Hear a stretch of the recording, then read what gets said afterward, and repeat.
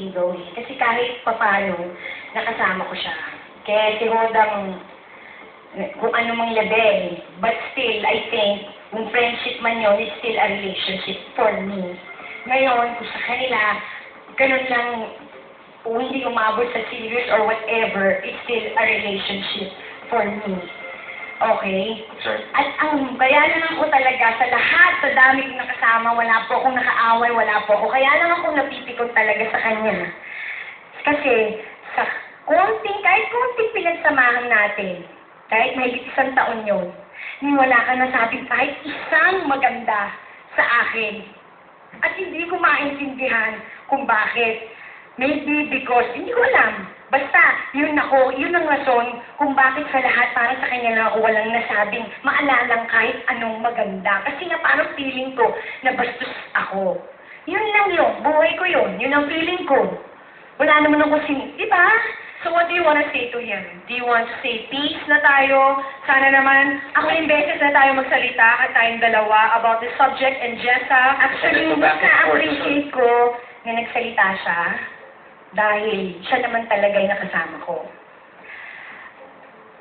But, at nirerespeto ko ang pamilya nila, nirerespeto ko si Jessa bilang nanay at pati anak niya, nirerespeto ko sila eh. Diba? Nag-move on na tayong lahat eh. Ang message ko na lang, sa ngayon siguro parang wala po akong mamimessage sa kanya dahil ang gusto ko lang sabihin na hindi rin ko rin planong tapakan ka, hindi ko rin gusto makipag-away.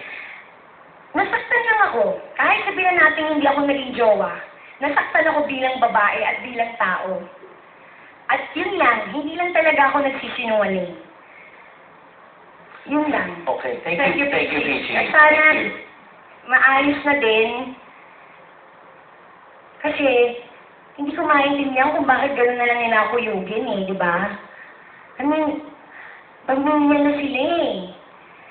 Ako, nag-iisa lang ho ako. Di ba? Ano pang... At kailangan ko ayusin ang sarili kong buhay, please. Hindi ko kayo... May sarili po akong buhay na dapat kong gawin. Hindi po kayo lang ang buhay ko. Okay? Okay. Thank you very much. Please move on na, move on. Move on ka na nga.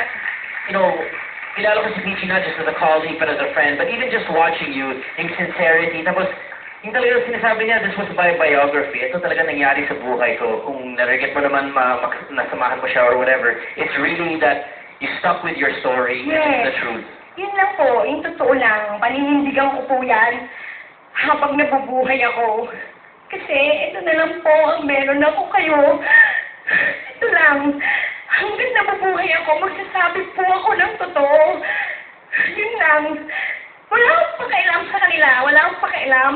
Hindi ko po sila kaaway. Ayoko po kayong awayin. Gusto ko lang po ng totoo lang. Yun lang. Thank you, ladies and gentlemen. Maraming salamat, Peachy. Sorry kung nagiging sobrang energetic ako. Hindi ko kasi alam kung anong emosyon ko, kung magagalit ako, kung iiyak ako, kung... Kasi wala na to eh. Di ba? Hindi pa, Peachy. You said your piece, it's off your chest already, and with that, we hope na tapos na po ang mga pag-uusap na ito because there's nothing else to say. Parang respect lang. Yun lang. Kung gusto nyo respetuhin kayo, respetuhin nyo lang That's right. ako. Yun lang. Okay. Thank you very much, Susume. At maraming salamat din mga taga-Showbiz Central. Magbabalik pa po kami, dyan lang kayo.